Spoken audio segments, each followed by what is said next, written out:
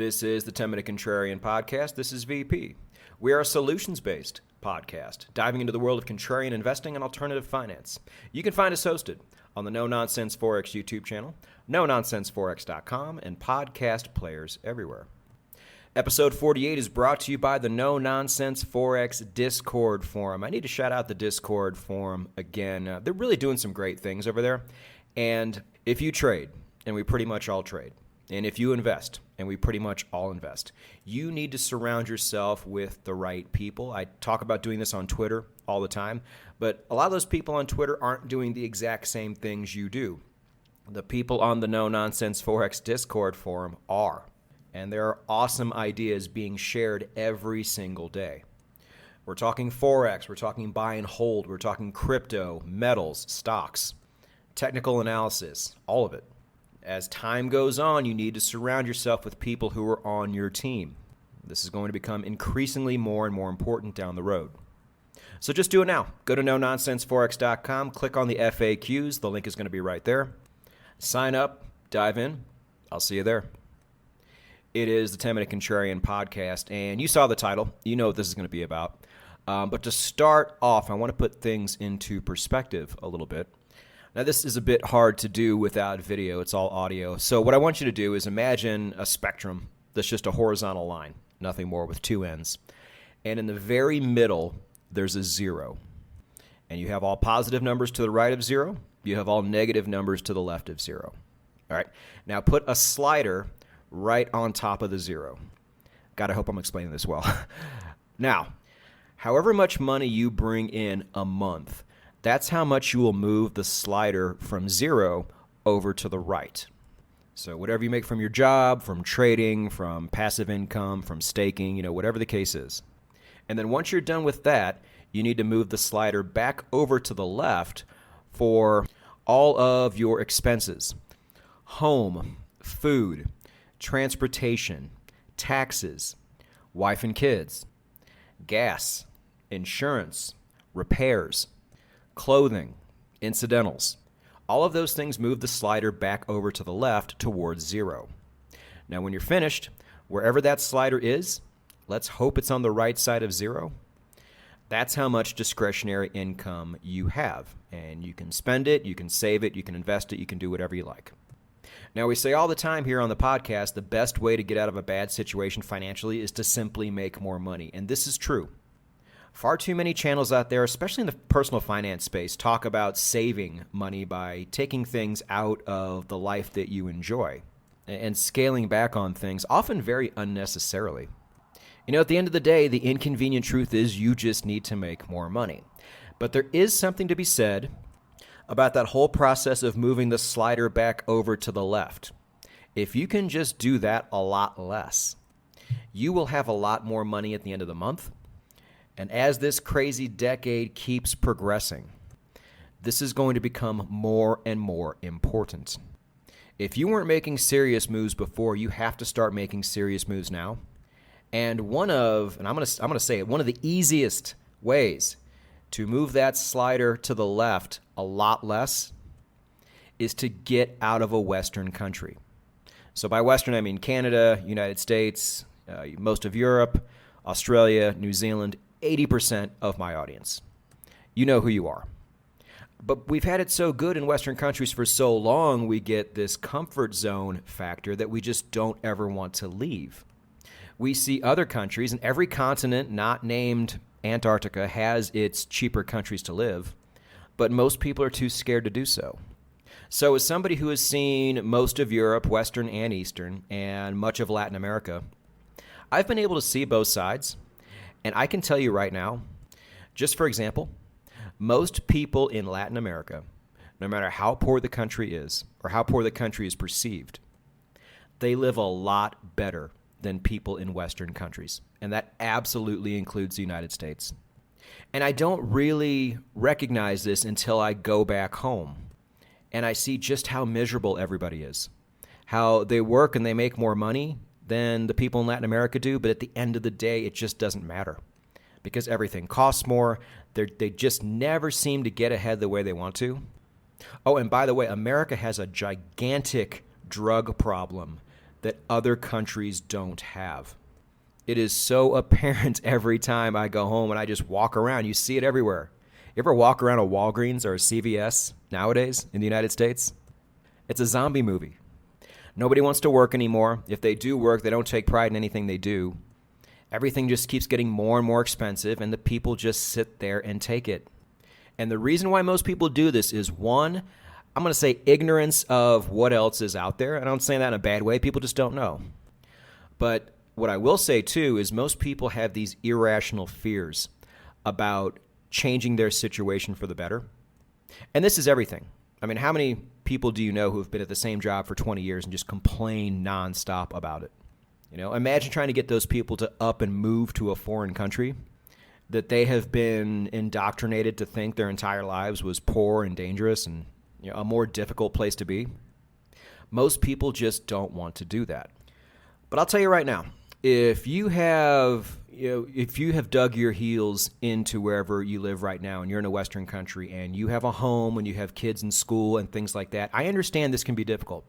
But I'll also tell you that I've met a lot of people who are in that exact same situation and just made the move anyway and rented out their home and lived in a much cheaper place, and they all love it.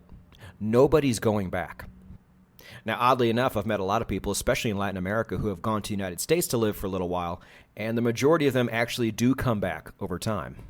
So think about that. So you're going to find differences in different continents. I'm just going to go ahead and stick to Latin America for this one. I wrote a blog on traveling and living in El Salvador about a week ago. It was really well received. And there's no blog this week, but there will be one next week, and I'm going to write it on just overall things to know if you're going to visit or live in Latin America. But for today, let's just start with a country like Mexico, because this is somewhere that anybody can travel to, and it's a very easy gateway into the rest of Latin America, in my opinion. The minute you step foot on Mexican soil, you get a 6-month visa. And if you want to renew it, all you have to do is jump over into another country for a day, come back to Mexico the very next day, and you get another 6 months. It's super friendly, and it's one less thing you have to worry about. And Mexico is a really big country with a lot of different places to go that are super diverse. It's a lot like the United States in that regard, but without really cold winters. Now, the Mexico a lot of people in the States know are like border towns and the northern states that are mostly desert. Just don't go there. There's really no reason to. You know, once you get beyond those places and your obvious tourist traps like Cancun, Playa del Carmen, Puerto Vallarta to a degree, if you can just avoid all of the Mexico that's been jammed into your head, it's a really great place. Great place to live and really, really cheap. Everybody in the West wants to talk about inflation. You know, in the United States, oh, it's 8%, it's actually 12, it's probably more like 15. You know what? I don't feel it at all. When I'm in Mexico, everything I spend my money on, when I'm in Latin America, in any country not named Panama, I am paying anywhere from 30 to 70% less on every single thing I purchase, and that includes where I live. So 8 to 15% more on a huge discount like that, I don't even notice it. So what I normally do when I go to a new city in Mexico, for example, is I will stay in different areas of town for about 7 days and stay in a hotel. If you go to any Latin American city, not in Panama right now, on Google Maps, type in hotels, you will see just how cheap some really nice hotels can be per night. We're talking like $30 to $40 a night for a full-service hotel with Wi-Fi, free breakfast, amenities, all that. In the United States, if you see a hotel room for $30 or $40, it is a drug hotel. It almost never isn't. You know, you just can't do that anymore. Yeah, so I do that, and then I look for a place for a month once I find an area that I like. Because online you get often really big discounts if you pay for 30 days. So I will get a place that has everything I need for anywhere from $500 to $1,000 a month. Now I compare this to the one-bedroom apartment I was living in Las Vegas, which is actually a very reasonable priced city. But I was paying $1,250 a month, and that was before bills. You know, when you live in these places in Mexico, you don't pay bills. They pay bills. Unless you're getting a legit apartment. And once you get a legit apartment, it's even cheaper than it is if you go month by month. It's so good. And then I usually try to find areas that has everything I need right around me so I can just walk because I love walking. But if I ever need to go anywhere else, I can call Uber and I will have an Uber to my door in less than 5 minutes, and it will cost me anywhere from $2 to $5 depending on what time of day it is, and that's it. And I could probably spend less if I want to take a bus or a subway, but there's no need when Ubers are that cheap. I actually recorded my transportation costs one month, and it was $67 for the month. Compare that to what most of you spend on public transportation or your car with gas and insurance and everything else. It's insane. Do I have a home? No. Do I have a car? No. Does it matter at all? Absolutely not. I used to own a home and a car, and it sucked. Yes, I did buy my condo at the wrong time, but it was the bane of my existence for 10 years, and it's the reason why I never had any money. And my car's AC would conk out every summer, like you'd set your watch to it almost. And, in summertime in Vegas, you have to have AC, so I had to pay a bunch of money for that. That car probably went through like 4 or 5 compressors. I'm telling you guys, it's so much better now. Food is always less expensive. If you don't have a kitchen where you're staying, it's not even a big deal. You can just eat out all the time. And you will still spend about as much as you would if you're in the United States and you did nothing but cook all the time. So kind of figure the math there. But I like to cook, and cooking in Mexico and buying groceries, it's barely anything compared to what you would spend in the West. When you go out, a mixed drink is anywhere from like $3 to $4. Beers are less. Wine is about the same. I could really keep going. But allow me to eliminate some more irrational fears from people. And remember, I'm just talking about one country. This goes for a lot of different countries in different continents all over the world. So let's talk about safety. Now, like anywhere, if you avoid the places you shouldn't be, which is just cities in general or areas within the city you're in, you're going to be fine. And there's so much information out there as to where you should stay and where you shouldn't stay. And if you're a Westerner, there's no reason to stay in anything less than the top level areas, because even those areas are going to be quite affordable. Now, this being said, I've made the mistake and ended up in areas that weren't so nice. But at no point in time, except for that one time back in 2007 when I went to Tijuana, at no point in time in Mexico have I ever once felt unsafe walking around the streets. Now, I grew up close to a big city that has a lot of really bad areas. So I kind of grew up with that situational awareness that has really served me well going forward. But I never really have to use it in Mexico. I never have to use it in most of Latin America. I do have to use it all the time in the United States, even when I was in cities that you wouldn't think would be a problem. So Salt Lake City, Utah, Anchorage, Alaska. I ran into some shit in both those places. The U.S. has a really bad drug problem that so many other places just don't have. Now, when a lot of people hear Mexico, they're like, well, what about narcos? Well, narcos are in certain cities, and they are not in certain cities. And sometimes this bounces around, and sometimes there is even infighting between factions, and this can pop up in a lot of different cities. But it's usually confined to areas that don't have tourists. And speaking on that, most narcos, at least the ones that have been around a while, they have more money than God. For one, they don't need your money. And most of them own legitimate businesses now, typically in the tourism sector. So if anybody who is a low-level narco wants to mess with a tourist and cause them harm, you will probably never see that person ever again. And the same goes for your average criminal walking the streets. They know not to mess with gringos. If you're ever going to have problems, you're going to have problems in border towns in the northern states and usually driving out in the countryside, which I don't have much desire to do anyway.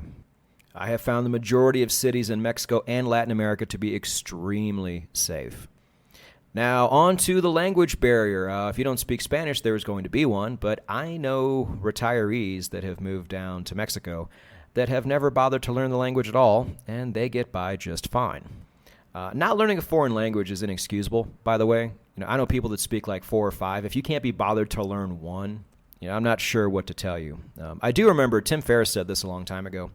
Said, if you really wanted to become 95% proficient in any foreign language, it would take you about 6 months.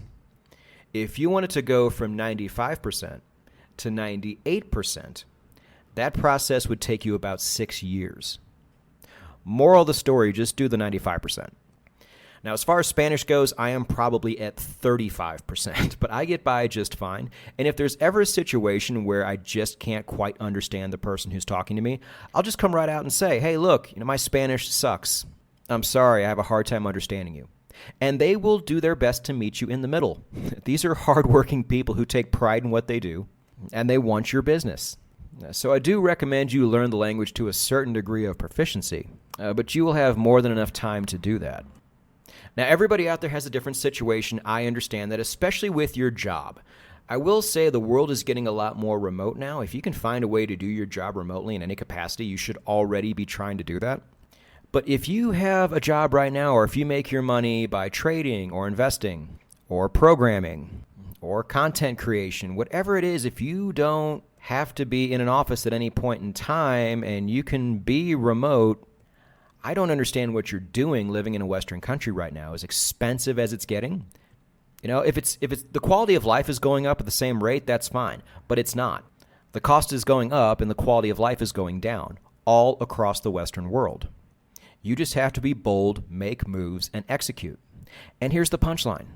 If it doesn't work out for whatever reason, you can always go back. I've told you in the past, I'm never giving up my American passport just in case things get crazy with food. I can always fly back. And make no mistake, contrarians, you already know I am as American as apple pie. Love my country, love my people, love my culture.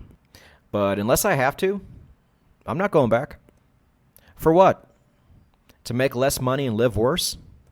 I'm good. I can see myself being in Latin America for a while. It's a wonderful place with wonderful people.